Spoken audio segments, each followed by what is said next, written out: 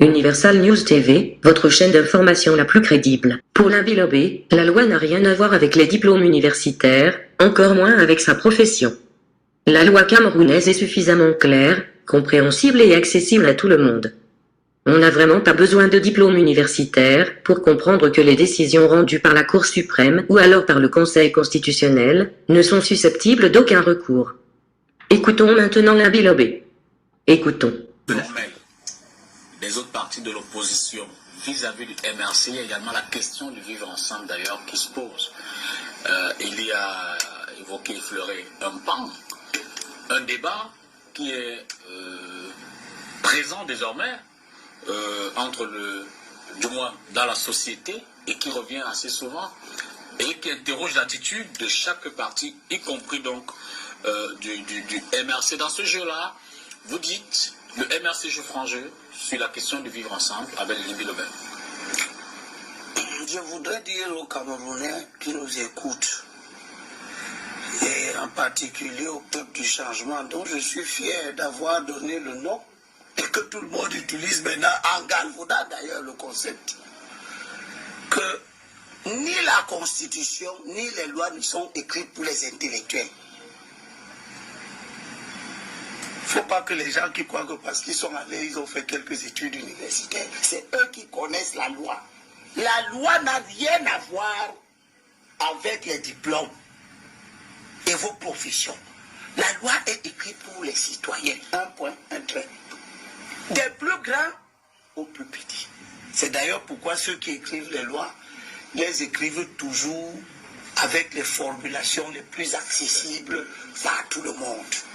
Et elles sont compréhensibles. Tant pis pour ceux qui ont cru que pour parler de la loi, il faut qu'ils soient des professeurs d'université ou des avocats. Ça, c'est leur petit cliché. Et ça ne change rien à la réalité.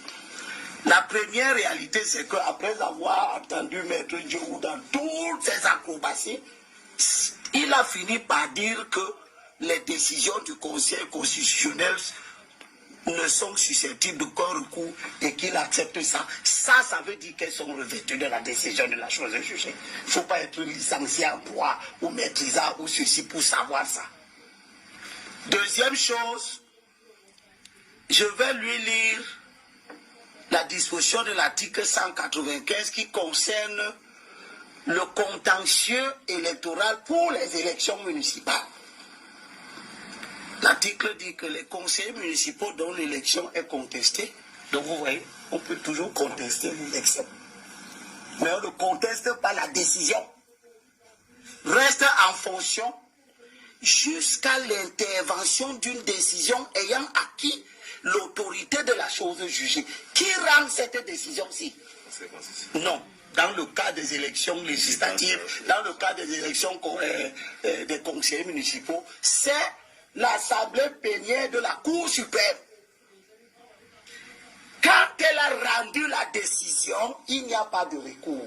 Je ne sais pas s'il faut aller à la fac pour qu'on vous répète ça, pour que vous sachiez que vous n'avez rien dit de nouveau. Et je dis à notre peuple que sachez que on peut contester une élection jusqu'au jour où l'autorité que la Constitution et le Code électoral ont défini comme ayant le pouvoir en dernier ressort de dire le droit. Quand elle a dit ça, allez vous balader partout dans le monde entier, ça ne changera pas ce qui a été dit. De tous les Camerounais devront défendre ce qui a été dit. Je ne parle pas d'une opinion, je parle d'une décision. Pour revenir maintenant et sortir sur la question de la solidarité, vous savez, il vaut mieux prévenir vaut mieux que guérir. Et il y a un vieux proverbe bêtise qui dit que ne traverse pas la tortue pour aller tuer les femmes. Tue d'abord la tortue. Prends ça d'abord, puis tu iras chercher les défends après. Peut-être qu'une certaine catégorie de militants pense que l'aveuglement est le fond du commerce de l'opposition. De toutes les façons, nous qui sommes dans l'opposition depuis plus de 30 ans, nous avons à vous laisser en héritage, que vous le veuillez ou non, l'idée que les blabla, les discours à n'en plus finir ne constituent pas un fonds de commerce viable. Et ce n'est pas la caractéristique de l'opposition. La caractéristique de l'opposition, ce n'est pas de tout contester. Vous pouvez faire ça. Ça, c'est une forme d'opposition. Une autre est celle que nous développons à la lumière des expériences vécues qui nous montrent que ce qui est essentiel, c'est la stratégie.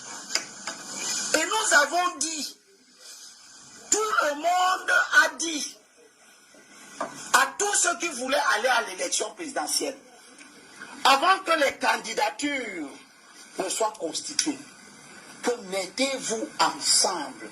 Nous avons déjà échoué 15 fois les élections. La cause objective de ces échecs à répétition et sans répit, c'est que on va aux élections chacun pour lui-même. Allons à ces élections-ci pour une cause. C'est qu'on obtienne l'alternance pour pouvoir implémenter toutes les réformes dont ce pays a besoin. Les partis politiques, on n'était pas encore aux candidats. Les partis politiques ont refusé. Tout le monde les a vus refuser. Certains qui disaient qu'ils étaient des océans, les rivières devaient venir couler en eux, etc. Puis on a vu les candidatures s'exprimer. Dans le désordre regrettable que nous avons toujours décrit. Et nous avons dit, même quand les candidats se sont exprimés, que avant qu'on imprime les bulletins de vote, sortez-nous un candidat d'union. Les gens ont refusé la solidarité. Quand personne n'était en prison, quand tout le monde était libre, ils sont allés aux élections, chacun à son corps défendant. J'ai demandé qu'ils échouent. Ils ont échoué et je suis satisfait qu'ils aient échoué. Et à la sortie des élections, nous qui savions qu'il ne peut... Quand tu as 19 conseillers municipaux, vous pouvez ergoter comme vous voulez. Quand tu as un député, montrez-moi un parti au monde qui a un député et 19 conseillers municipaux, 0 maire, 0 sénateur, 0 maire adjoint, 19 conseillers dans 2 régions du pays. Dans 6 communes. Qui a gagné une élection présidentielle. Montrez-moi le pays où un parti politique. Vous allez me parler des individus, des candidats libres. Les candidats libres ne sont pas des partis. Je termine sur cet aspect en disant que quand vous avez donc fini de faire des choix, des aventures solitaires, que nous on connaît, dont on connaît les conséquences, vous sortez des élections, vous entrez dans une dynamique insurrectionnelle que vous avez décidé seul. Vous n'avez consulté aucun autre parti politique. Vous n'avez consulté aucun acteur. De tout ce que vous demandez maintenant de faire preuve de solidarité. Je rappelle que avant le 26 janvier, c'est Nietzsche qui décide d'organiser une marche. Le MRC n'était pas dedans. Jeudi 24.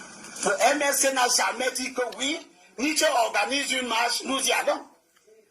La marche de Nietzsche a échoué parce qu'il l'organisait seul, pour des raisons qui lui sont propres.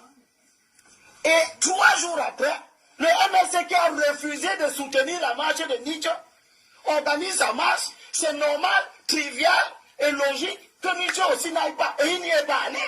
Il n'a appelé personne, il n'a mobilisé personne pour aller à une marche que des gens qui ont refusé de lui faire preuve de solidarité, eux, ils ont organisé.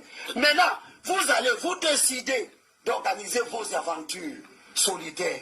Vous décidez de braver les interdictions. Vous décidez, au nom du droit et du principe que vous citez à tort et à travers, que les traités sont supérieurs à la Constitution. Ce n'est nulle part écrit ici.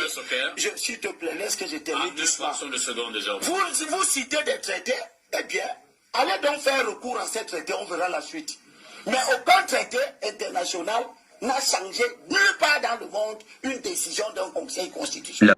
Nulle part dans le monde, aucun traité international n'a changé une décision rendue par le Conseil constitutionnel d'un État souverain, c'est du moins l'essentiel qu'on peut retenir de ce débat.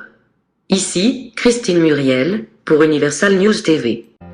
Merci de suivre Universal News TV sur YouTube, nous vous rassurons que les informations que nous diffusons au quotidien sont suffisamment crédibles. Alors, n'hésitez pas à liker la vidéo si elle vous plaît, et si vous êtes nouveau sur la chaîne. N'oubliez pas de vous abonner et d'activer la cloche de notification pour ne pas rater nos prochaines vidéos.